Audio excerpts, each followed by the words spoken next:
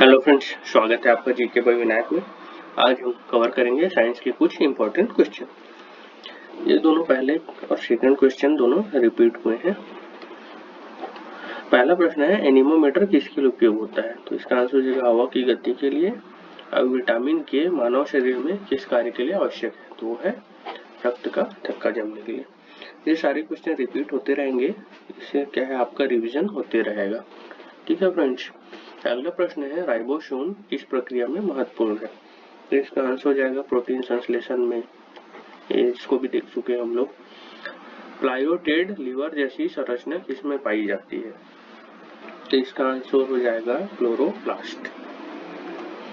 अगला प्रश्न है, पीएच लगभग 0 से 1 के H2SO4 का मतलब क्या है? तो इसका आंसर हो जाएगा अत्यधिक अम्लीय। अगला प्रश्न है, पानी का उच्च सतही तनाव किसके कारण होता है? तो इसका आंसर हो जाएगा हाइड्रोजन बॉन्ड के कारण। अगला प्रश्न है, आणविक बायोलॉजी नाइट्रोजनस एंजाइम किसके लिए जरूरी है? तो इसका आंसर हो जाएगा हाइड्रोजन फिक्सेशन। अगला प्रश्न है, लैम्बर्ट बियर का नियम किस संदर्भ में प्रयोग होता है? तो इसका आंसर हो जाएगा प्रकाश अवशोषण, ऑप्शन ए। अगला प्रश्न है, पीसीआर में एनीलिंग चरण का कार्य क्या है? तो इसका आंसर हो जाएगा ऑप्शन बी, प्राइमर का जुड़ना।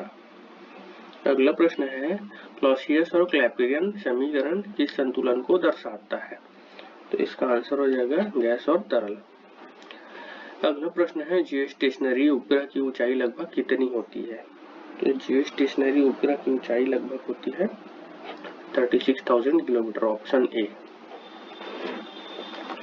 अगला प्रश्न है, सौर पवन सोलर विंड का प्रमुख प्रवाह किससे संबंधित है? तो इसका आंसर हो जाएगा ऑप्शन बी, इलेक्ट्रोमैग्नेटिक बल। अगला प्रश्न है, प्रयोगशाला में आयोनाइजेशन एनर्जी का प्रयोग किसमें होता है? तो आयोनाइजेशन होता है तत्व की प्रतिक्रिया प्रवृत्ति।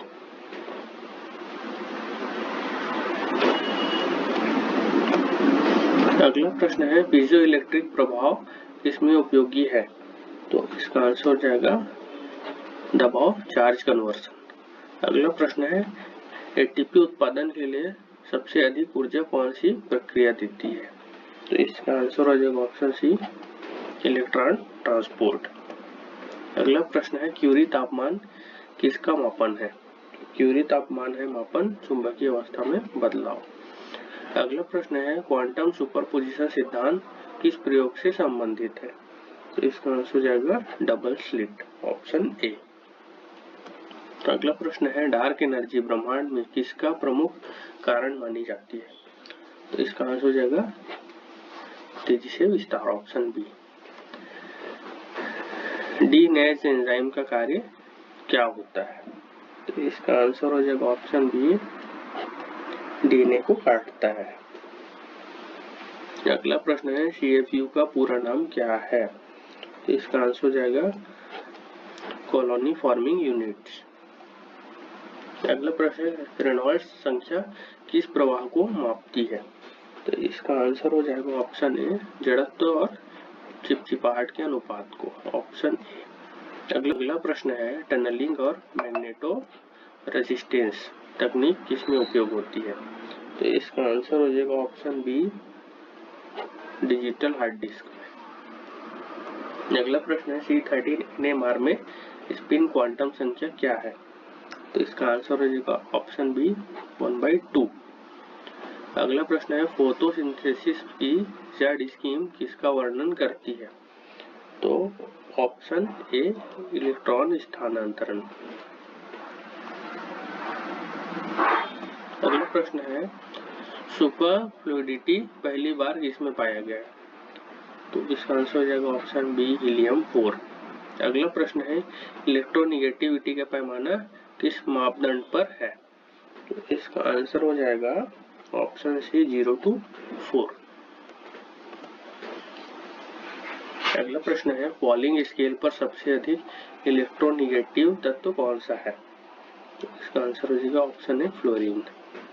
अगला प्रश्न, पी विवर्तनक तरंग पी वेव्स में कण किस तरह से गति करते हैं? तो पी वेव्स में गति करते हैं लंबवत। अगला प्रश्न है एक्सरे में कॉम्पटन स्कैटरिंग किससे संबंधित है? स्कैटरिंग संबंधित है, ऑप्शन है फोटोन और इलेक्ट्रॉन का टकराव। अगला प्रश्न है आयोनाइजिंग एनर्जी को परिभाषित करें। आयोनाइजिंग एनर्जी को परिभाषित करने बोला है, इसका आंसर हो जाएगा इलेक्ट्रॉन निकालने ऊर्जा।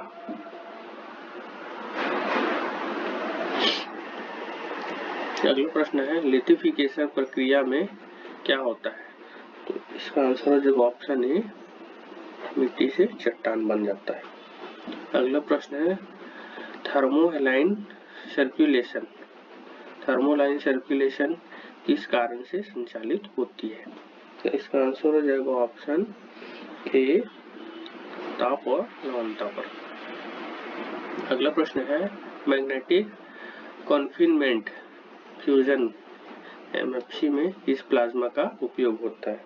इसका आंसर जो ऑप्शन है हाइड्रोजन प्लाज्मा। अगला है पीसीआर में क्वांटिटेटिव मॉनिटरिंग के लिए किसका प्रयोग करते हैं? तो इसका आंसर हो जाएगा ऑप्शन बी फ्लोरोफोर।